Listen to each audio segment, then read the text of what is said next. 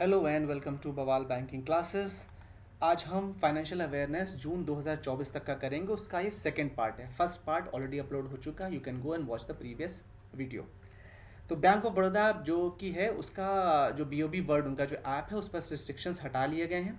ये mobile application Bank of Baroda क्या नाम है, बीओबी वर्ड क्यों है। The bank in a notification to the exchange told this information as a result the bank will be able to onboard customers through the mobile app. मतलब BOB word के ऊपर कुछ curves लगाए गए थे, कुछ रोक लगाई गई थी जो कि हटा ली गई है। लास्ट ईयर अक्टूबर में ये किया गया था कि आरबीआई ने मना कर दिया था बैंक ऑफ बड़ौदा को कि वो नए customers through mobile app on board यानी कि सर्विसेज नहीं प्रोवाइड कर सकते। ठीक है, इसमें मेन चीज़ क्या है कि एमडी एंड सीईओ कौन है बैंक ऑफ बड़ौदा के, देवबंद चंद। ठीक है, before moving on further, let's stop the video and see that this is covered disclaimer. This video is for educational purposes only. RBI governor discusses ways to scale up UPI ecosystem with stake holders. तो आरबीआई गवर्नर इसके तरीके निकाल रहे हैं कि कैसे यूपीआई के इकोसिस्टम को और ज़्यादा आगे बढ़ाया जा सके, उसको कैसे स्केल अप किया जा सके। RBI governor Shaktikanta Das on Wednesday discuss strategies with stake holders of the UPI ecosystem on potential ways for further expansion. तो इंपॉर्टेंट क्या है कि आरबीआई गवर्नर आप सबको पता है शक्तिकांत दास जी हैं। ठीक है, the meeting was attended by bank official, NPCI executives, third party application provider and tech service providers. Deputy governor of RBI T Ravishankar ने भी मीटिंग अटेंड करी। इसके साथ साथ जो भी मेन बैंक्स थे, अपेक्स बैंक्स थे, उनके ऑफिशियल्स ने भी मीटिंग अटेंड करी है। यूपीआई ट्रांजैक्शन में सबसे मेन चीज़ है कि यूपीआई ट्रांजैक्शन पूरे इंडिया में है, उसने करीब 56% का ग्रोथ हुआ है वॉल्यूम में एंड 43% का हुआ है वैल्यू में। वॉल्यूम में वैल्यू का क्या मतलब है कि टोटल ट्रांजैक्शंस में 56% का ग्रोथ हुआ है और अमाउंट जो है, जो ट्रांजैक्शंस में जो टोटल अमाउंट इन्वॉल्व है उसमें करीब 43% का इंक्रीमेंट हुआ है। किसमें, लास्ट ईयर कंपैरिजन में, इस साल मतलब फाइनेंशियल ईयर 24 में compare to financial year 23। NPCI National Payment Corporation of India issues norms for merchant acquisition banks to verify detail for Bhim Aadhaar pay. तो NPCI ने नॉर्म्स इशू करने के लिए कहा, ये नॉर्म्स इशू की हैं कि मर्चेंट एक्विजिशन यानी कि अब बैंक्स के ऊपर रिस्पॉन्सिबिलिटी डाली है कि उन्हें भीम आधार पे के लिए मर्चेंट्स को वेरीफाई करना होगा। NPCI ने इसके संबंध में गाइडलाइंस इशू करी हैं।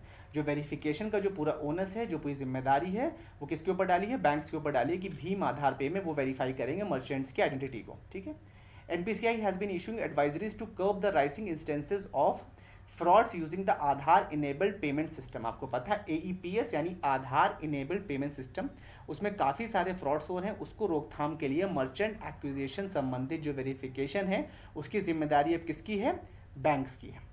It has advise members to assign appropriate merchant category code यानी MCC।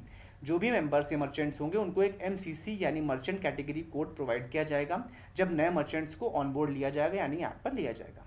They are required to ensure that cash withdrawal transactions are not allowed on the BAP services merchants. BAP मतलब भीम आधार पे। ठीक है, तो Bhim Aadhaar pay पर cash withdrawal transactions ना allow किए जाए, ये कौन इंश्योर करेगा, बैंक्स इंश्योर करेंगे। And banks have oversight on such matters, मतलब बैंक्स को उस पर नजर रखनी है। An acquiring member bank is required to monitor merchant activities such as onboarding criteria, transactions, monitoring and control and training among others. तो कुल मिलाकर के पूरी तरह से बैंक की जिम्मेदारी है कि वो मर्चेंट्स की ट्रेनिंग को भी देखे, ट्रांजैक्शंस को भी मॉनिटर करे और उनको कंट्रोल भी करे, किसी भी हाल में कोई फ्रॉड ना होने पाए।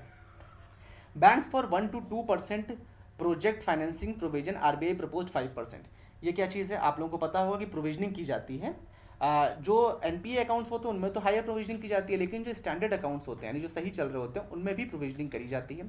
तो कमर्शियल बैंक्स ने क्या किया है, प्लान कर रहे हैं वो आरबीआई को लिखने का, किस संबंध में, क्योंकि आरबीआई ने प्रपोज किया है करीब 5% प्रोविजनिंग ऑन स्टैंडर्ड एसेट्स। मतलब जो नए प्रोजेक्ट्स चल रहे हैं, सपोज हाउस लोन चल रहा है, उसमें आपने 1 करोड़ का लोन अगर दे रखा है तो आप पहले उसमें 0.25 करते थे या 0.4 करते थे, अब वो बोल रहे हैं कि हम 5% करेंगे, मतलब 5 लाख रुपए की प्रोविजनिंग करो, विच इज़ वेरी डिफिकल्ट। तो बैंक्स लिख रहे हैं कि 1 से 2% में रखो, उसको 5% क्राइटेरिया है मत रखो। ये प्लानिंग, ये पूरा न्यूज़ इस संबंध में है। This draft non proposes to increase standard asset provision to 5% even for existing loan from 0.4% recently.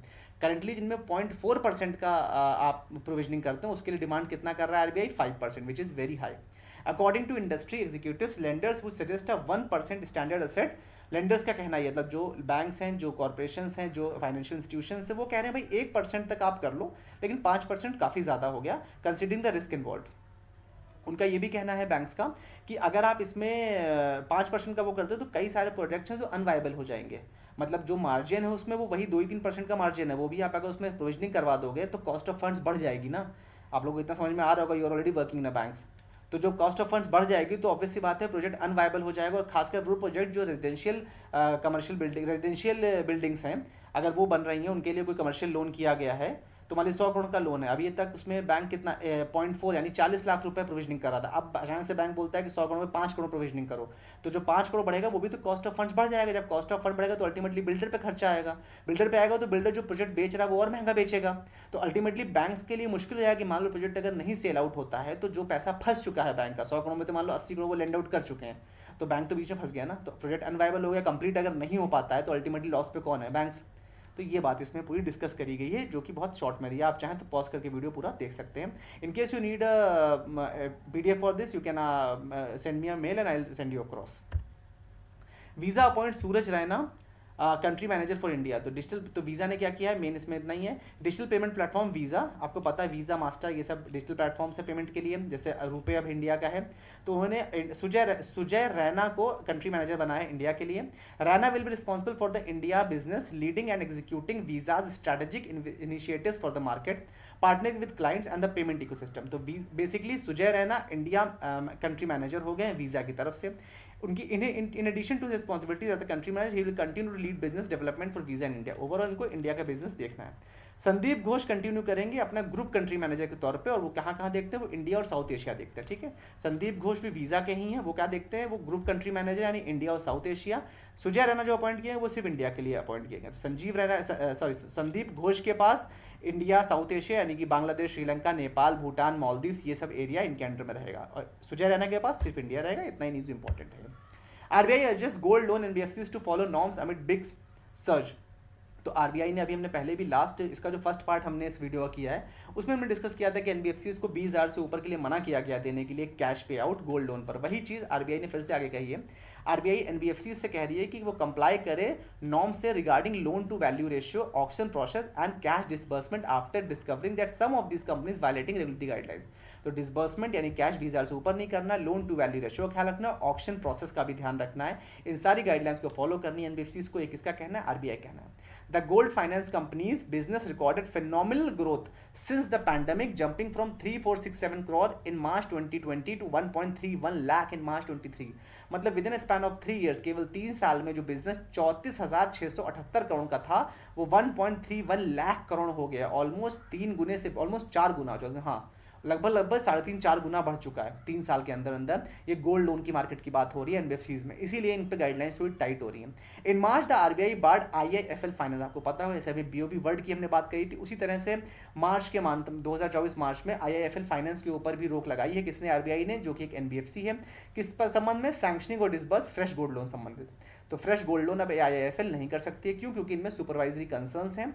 और लोन टू वैल्यू कैप भी करा गया एनबीएफसीज के, जिसको कितना किया गया 75%, मतलब लोन टू वैल्यू में 75% का कैप फिक्स कर दिया गया, और कैश डिसबर्समेंट 20,000 से ऊपर नहीं होना चाहिए, ये भी कहा गया।